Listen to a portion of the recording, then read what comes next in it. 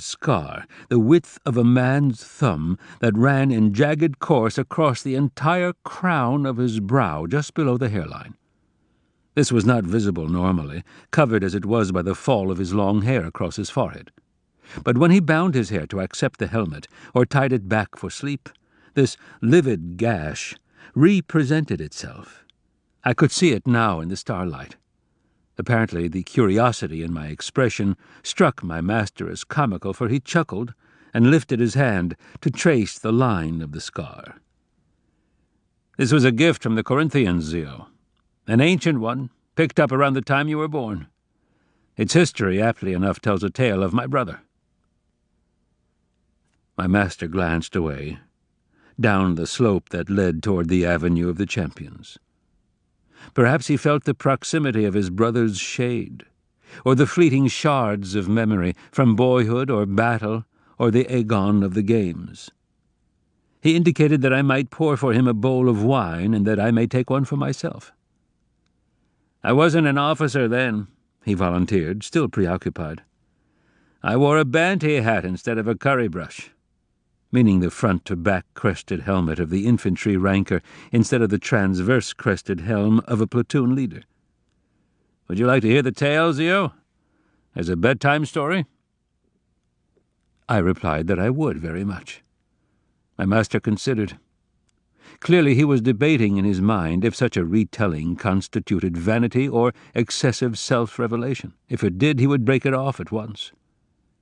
Apparently, however, the incident contained an element of instruction, for with a barely perceptible nod my master gave himself permission to proceed. He settled more comfortably against the slope. "This was at Achilleon, against the Corinthians and their Arcadian allies. I don't even remember what the war was about, but whatever it was, those sons of whores had found their courage.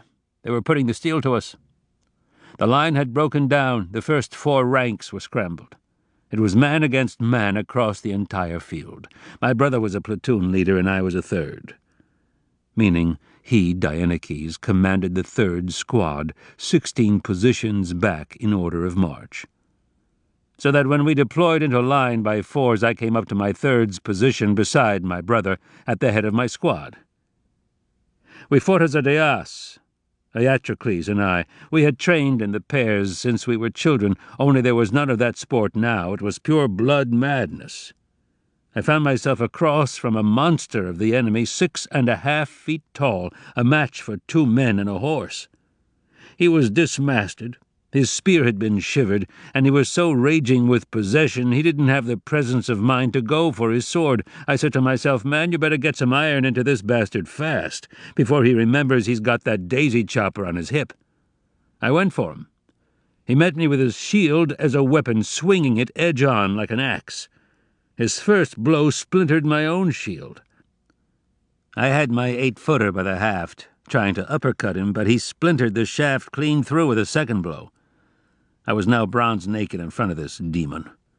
He swung that shield like a relish plate. Took me right here, square above the eye sockets. I could feel the crown of the helmet tear up and off, shearing half my skull with it. The bottom lip of the eye hole had opened the muscles beneath the brow so that my left eye was sheeted with blood. I had that helpless feeling you get when you're wounded, when you know it's bad but you don't know how bad. You think you may be dead already, but you're not sure. Everything is happening slowly as in a dream. I was down on my face. I knew this giant was over me, aiming some blow to send me to hell. Suddenly, he was there beside me, my brother. I saw him take a step and sling his xephos like a throwing blade. It hit this Corinthian gorgon right below the nose. The iron smashed the fellow's teeth, blew right through the bone of the jaw and into his throat, lodging there, with the grip sticking out before his face. Dienekes shook his head and released a dark chuckle, the kind one summons recalling a tale at a distance, knowing how close he had come to annihilation, and in awe before the gods that he had somehow survived. It didn't even slow this Dick Stroker down. He came right back at Iatrocles with bare hands and that pig poker buried square in his jaw. I took him low and my brother took him high. We dropped him like a wrestler. I drove the blade end of my 8-footer that was now a 1-footer into his guts, then grabbed the butt spike end of someone's discarded 8 from the dirt and laid all my weight on it, right through his groin all the way into the ground, nailing him there. My brother had grabbed the bastard's sword and hacked half the top of his head off, right through the bronze of his helmet. He still got up. I had never seen my brother truly terrified, but this time it was serious. "Zeus Almighty," he cried, and it was not a curse, but a prayer, a piss-down-your-leg prayer. The night had grown cool. My master draped his cloak around his shoulders. He took another draught of wine. He had a squire, my brother did, from Antorus in Scythia, of whom you may have heard. This man was called by the Spartans Suicide. My expression must have betrayed startlement, for Dienekes chuckled in response. This fellow, the Scythian, had been Dienekes' squire before me. He became my own mentor and instructor. It was